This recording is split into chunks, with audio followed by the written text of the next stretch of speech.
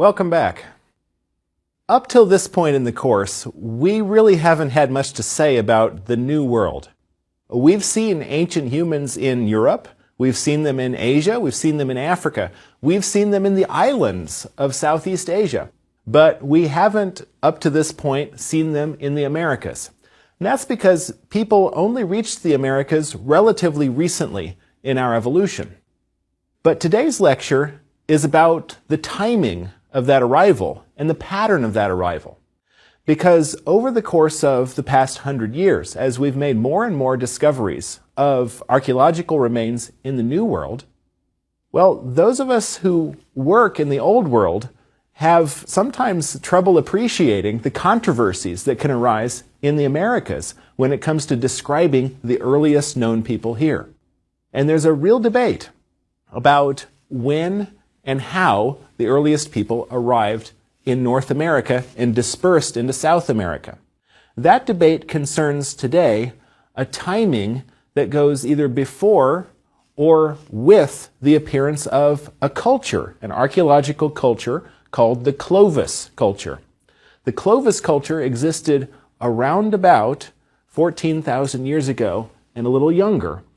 And so if humans arrived in North America at that time, the Clovis culture could represent the earliest Americans.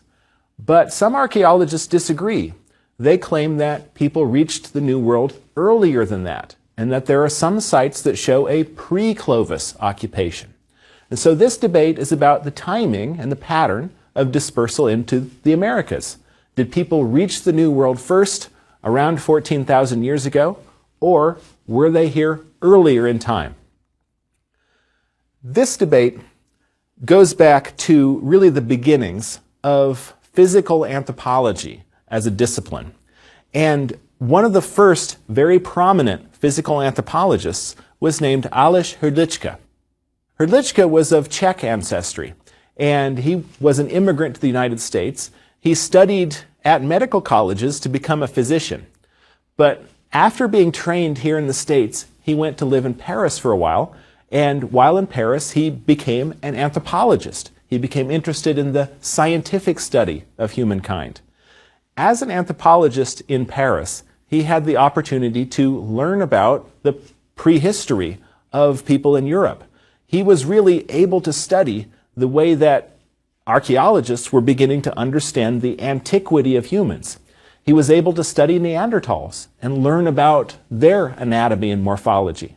And that made him an ideal person when he came back to the United States to understand how the human fossil record, skeletal record in the New World related to the record in the Old World. Hrdlicka very early on, by 1903, had decided that there was nothing in the New World that struck him as having the kind of great antiquity that the archaeological record in the Old World was producing. So Hrdlicka came up with a scenario by which we could explain why things were recent in the New World and more ancient in the Old World. His viewpoint worked with the biological characteristics of Native Americans. When he looked at Native Americans and looked at their skulls and looked at the form that their skulls take on, he saw the connection between Native Americans and populations that live today in Asia. And so looking at the archaeological record in the New World and this skeletal resemblance between New World and Asian peoples, Hrdlicka came up with the idea that they had dispersed from Asia across an ancient land bridge into the Americas. But because the archaeological record seemed to be relatively recent in the New World, Hrdlicka's idea was that this event had happened recently, probably since the last glaciation. So for Hrdlicka, the Bering Land Bridge theory, that people had come from Asia and entered the New World and done it at the end of the last ice age, that was his real guiding theory for how people had come to inhabit the New World. Hrdlicka made it his business to go around to find skeletal remains and study them within the New World and to try to test his scenario for a recent migration. Because obviously, if anybody had been in the New World longer ago than the beginning or than the end of the last ice age, then they would have left remains that were deeper and had greater antiquity. Possibly something that would have looked like the Neanderthals of Europe could have lived in the New World if they had been there early enough. And so Hrdlicka went around and studied every claimed very ancient specimen in the New World to try to get a picture of whether it was ever the case that something was really genuinely ancient. One example is a skeleton that became known as Lansing Man. And this is from outside of Lansing, Kansas. So this is real local for me. I was raised in Kansas. Lansing is a few hours' drive from my house. Lansing, outside of the city, they were digging a basement, and they found in it an ancient skeleton. And there was a claim that, well, this ancient skeleton is buried in sediments that date back before 10,000 years. 10,000 to 40,000 years old, they thought these were. Hrdlicka went to examine the skeleton. And Hrdlicka, looking at the condition of the skeleton, knowing what the European skeletons that are of that age look like, he looked at it and said, I just love the way that he describes this. He says, the bones are quite hard and not at all brittle. You couldn't even mark a chalkboard with them. And I think of that, and I've studied lots of Neanderthal bones where, the organic material in the bone is really gone because they're so ancient. And what's left is the mineral part of the bone. And that mineral part is very friable. I mean, if the bones aren't shellacked so that they keep in all of the material and are protected, it will rub off like a powder on your hands. You really could draw on it like a chalkboard. And for Hrdlicka to describe this, it's clear that he has in his mind the demonstration of whether something is genuinely ancient has to do with the condition of the thing. He describes this and says it's not fossilized at all. It's not found along with artifacts that are, that you can tell are really old. It's probably more recent in his view. It's buried into this from above potentially. It's not as old as you think it is. He went through and site after site demonstrated that they couldn't have the great antiquity that had been claimed. This wasn't self-evident at the time. There really were paleontologists, archaeologists, who expected that you would find things of great antiquity in the New World. For example, there was a tooth that was found in Nebraska that was claimed to be the tooth of a very early kind of hominid. This would be a kind of missing link in the New World. It was later shown that this tooth, which became known as Nebraska Man, that this tooth was a pig's tooth. And pig's teeth oftentimes look like sort of a big version of a human tooth. It wasn't a silly mistake to make, but it was an incautious mistake. The evidence just wasn't there for this. And that's what it turned out to be, time and time again, in Hrdlicka's view, for ancient man in the New World. There was never any demonstration that anything was here earlier than could have been the case if people had arrived recently over the Bering Land Bridge.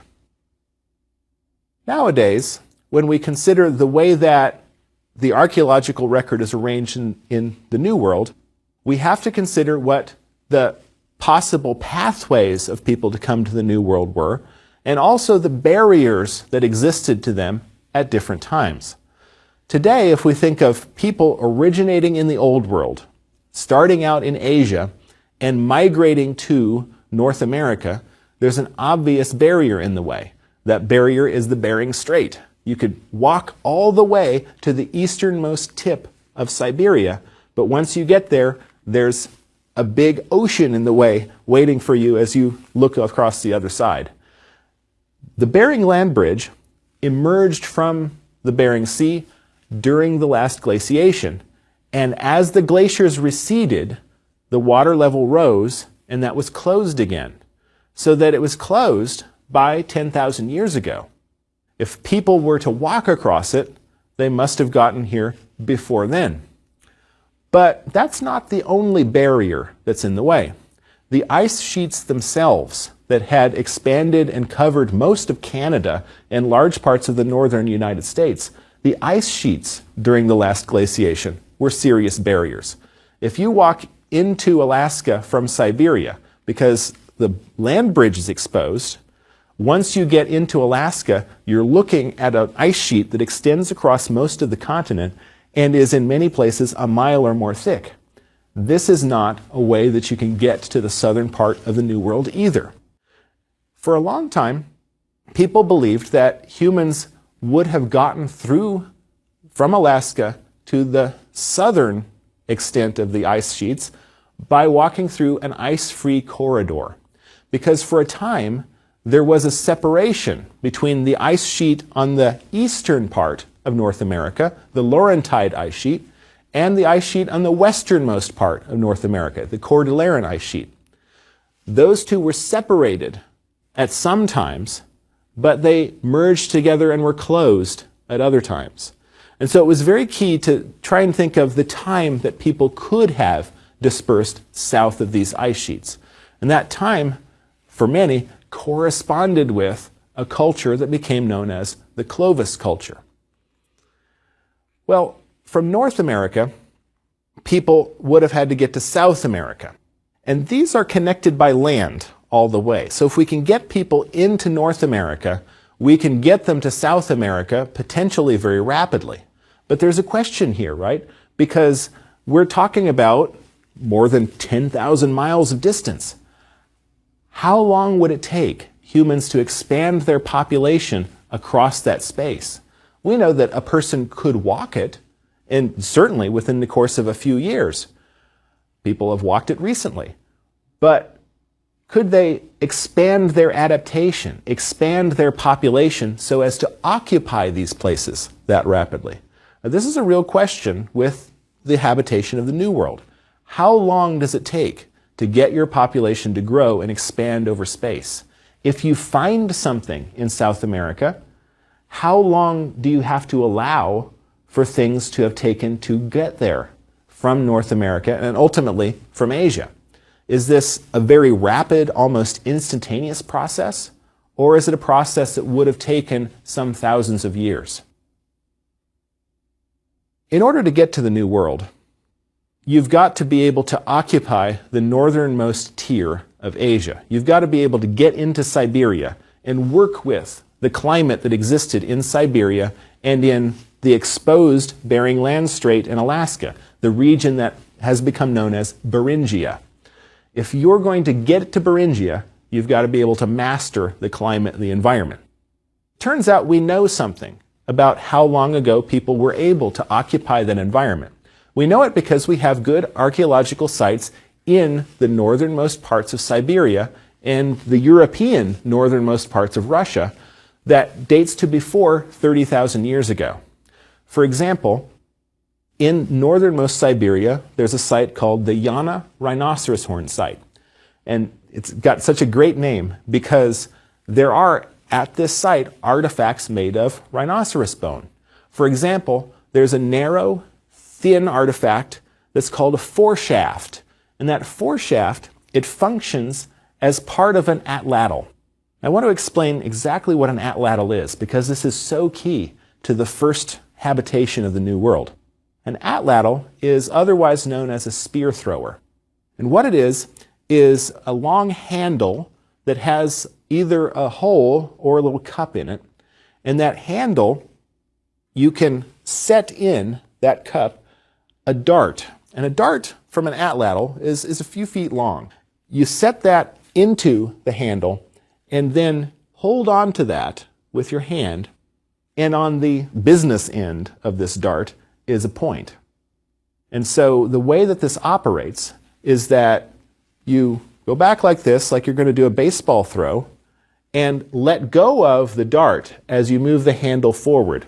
And the function of this is basically to create the functional equivalent of a third segment of your arm. So that instead of doing something with a wrist like you do with a baseball, your wrist now is operating a long thing that has a lot of leverage to it.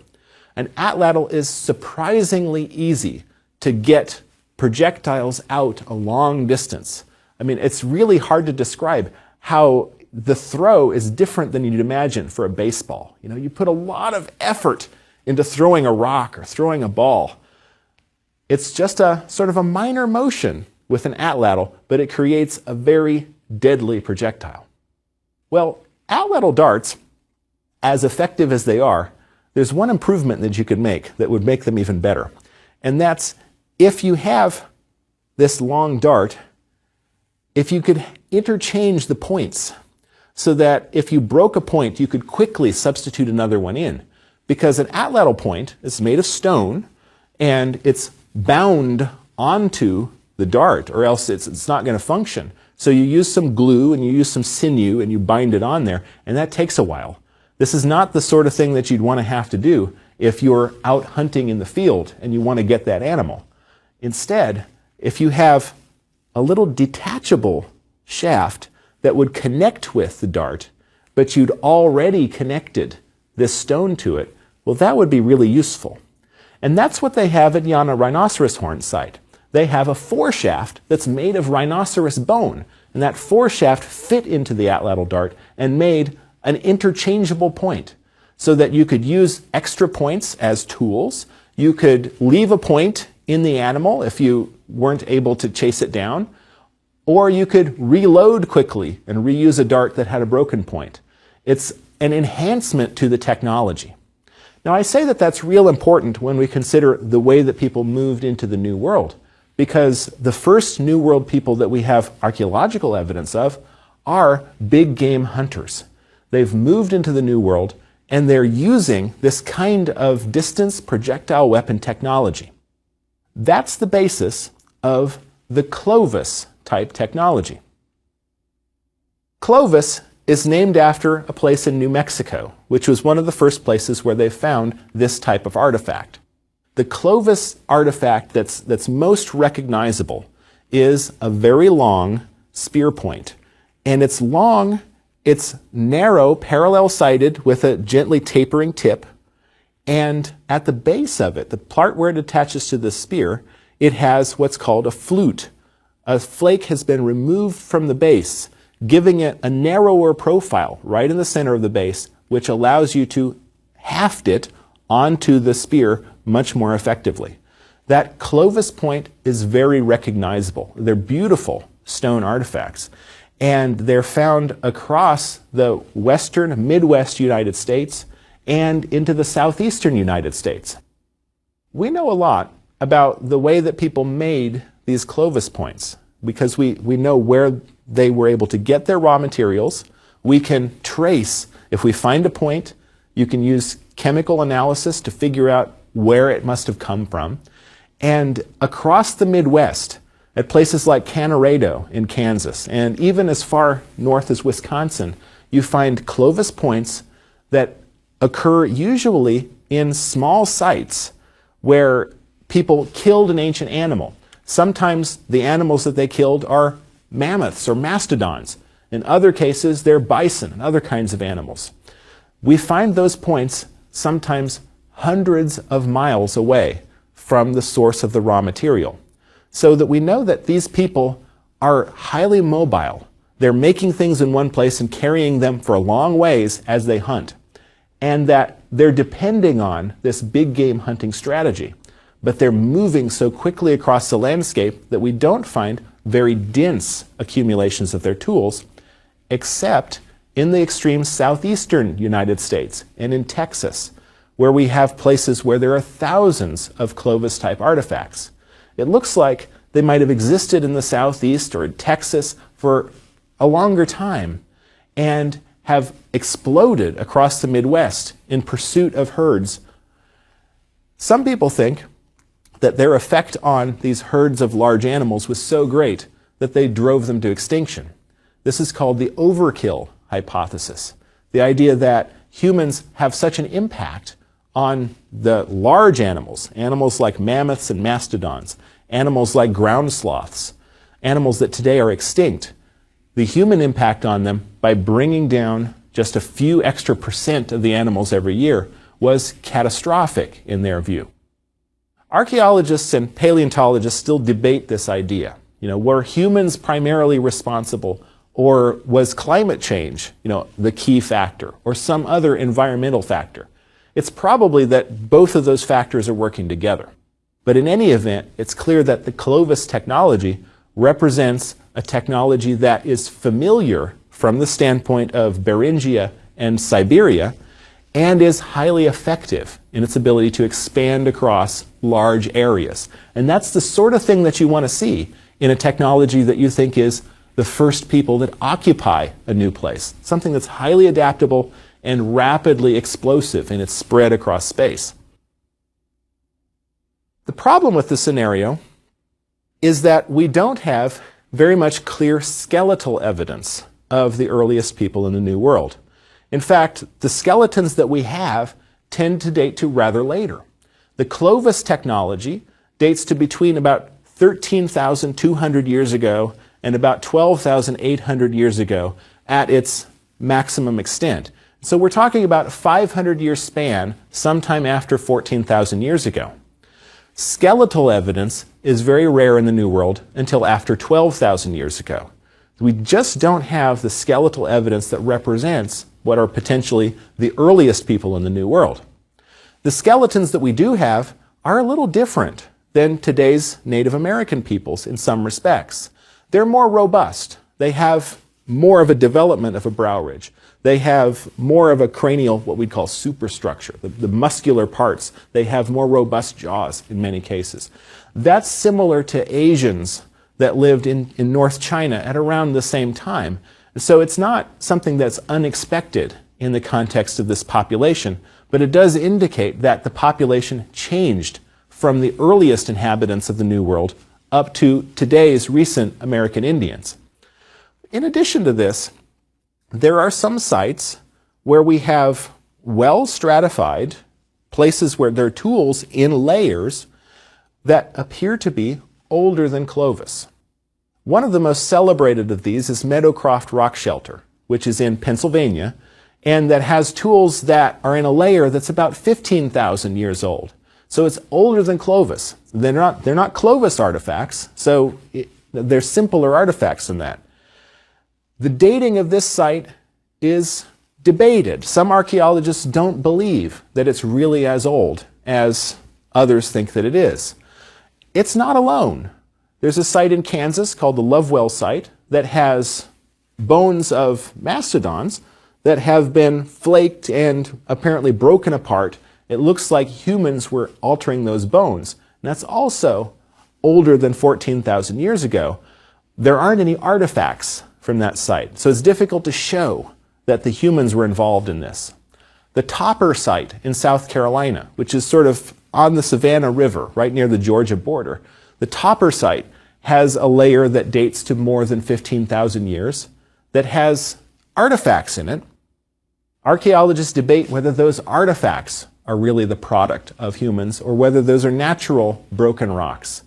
So in every case today, there are archaeologists who are still making Hrdlička's argument. The argument that, well, yeah, there could be something here earlier, but this piece of evidence for it just isn't as convincing as we want it to be. We want something clearer. The clearest example of an early site in the Americas actually comes from the southernmost part of South America, Monteverde in Chile. Monteverde has a lowest occupation level, and that's the one that's deepest in the ground, which means it's the oldest. A lowest occupation level that dates to between 14,200 and 13,900 years ago. And so if people are at the southernmost extreme of South America by 14,000 years ago, that argues that they must have gotten into North America somewhat earlier than that. How much earlier? Depends how long it takes a population to grow and expand.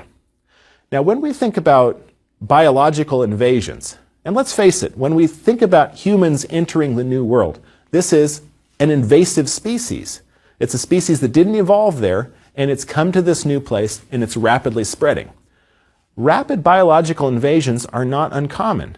When we think of fire ants spreading across the American South, we're looking at a span of 50 years, and they've basically spread from Mobile, Alabama, across most of the South in that short span of time. You see, populations can grow very, very quickly if their growth rate is unconstrained by other factors. When humans reach the New World, initially, this is a big shock because they go through what's probably a very small population to get there. We've got some signs of the small size of that population. Those signs come from genetics. When we consider Native Americans today, they all belong to 4 different fundamental haplogroups, plus one other one. Those 5 haplogroups altogether, they're numbered A, B, C, and D, and X. A, B, C, and D were the first to be discovered, and that's why they get the easy letters. X was discovered later. X is more broadly distributed across the northern tier of Europe, Asia, and into the New World. A, B, C, and D are basically Asian haplotypes. They're also shared in the area today around Lake Baikal, which is sort of Central Asia. Those haplotypes are so few because there were few people that originally got here carrying them. And in fact, each of them has a couple of different variants that was initially in the population that came across from Asia, but that's all they have. If you look at all the people in the New World, they descend from a very small number of founders that came from that initial population. That tells us something very interesting. It tells us that the population that initially got to the Americas was small enough that it shed probably many of the parasites and pathogens that they would have been carrying in Asia. This was a population that's entering a new place where the animals are naive, where it's easy to make a living because there aren't competitors that are very much like you, and where you're relatively free of disease. That's a wonderful situation for a hunter-gatherer to be in. Interestingly, today, one of the clearest pieces of evidence about the early occupation of North America comes from feces. An ancient piece of feces, which is dried out, it's called a coprolite when we find it in the ground. That's a fancy name for feces. Underneath several layers of a site called Paisley Caves in Oregon, there are human fecal pellets. And those were recognized early on as human feces, but it wasn't real obvious how old they were and whether they were genuinely human or whether they might belong to some other kind of creature, until genetics was done on this feces. Eske Willerslev, who's a researcher in Denmark, is such an interesting person because when he goes out to a site, he's unafraid to try something new. And nowadays with genetics, we've seen how we can get genes out of ancient bones. But actually, there are very odd contexts in which you can get genes now. Willerslev went to Alaska and took drill samples out of the frozen tundra. And in those samples of tundra, of soil, he found mammoth DNA. And this was odd. You know, I looked at that and I thought, how much mammoth do you have to have so that you can drill in some random place and find evidence of their DNA? Willerslev figured this out. He said, what's going on? And he was able to confirm this by going to Africa with game reserves where they today have elephants. What's going on is that the elephants urinate and defecate on the ground, and that percolates into the soil, and it's carrying the DNA down. And the DNA will preserve because it can be bound up in soil minerals. And so if you look at it in the right way, you're going to find this DNA evidence. He was able to do this with the human feces in Paisley Caves, and he was able to show that this not only preserved one of the haplotypes that Native Americans carried with them from Siberia. So it's genuine, it's human, and it's the right age. But also they showed that this definitely was in a layer that was about 14,300 years old. So it's definitely Pre Clovis by around 1,000 years. So all in all, we have a pretty good indication that there is a Pre Clovis occupation. It's not a long evidence of occupation before Clovis. It's somewhat a little before 14,000 years ago. And probably that's as much as we're going to find, in the sense that this is such a potentially rapidly growing population that it would have quickly filled the space, and we should find evidence of it quite quickly after it arrives. So sometime a little before 14,000 years, seems to be the time that people get here. This is potentially a bit of a problem because that's a time when it was very difficult to move through the ice sheet. This is not an ice-free corridor that could have gotten people here then. Today, the tendency is for archaeologists to believe that they came down the coast, that this was a maritime adapted population with boats. And we actually have archaeological evidence from along the western coast of the United States that confirms this. On the Catalina Islands today, there are archaeological deposits that date to before 13,000 years ago. Shell middens, where they were gathering seafood resources and piling up the shells.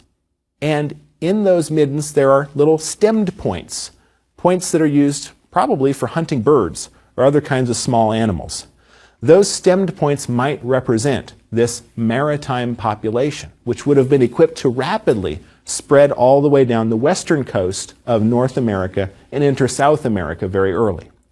So the habitation of the New World today looks like a very rapid process, but an interesting one, because it's showing that people are shifting from one type of adaptation to another type of adaptation, rapidly spreading across both North and South America and establishing their populations there, which ultimately would lead to great diversity in the New World. In the next lecture, we're going to consider how the Old World compares in basically a similar time frame. But as we'll see, there's the burst of population movements in the Old World across this time as well.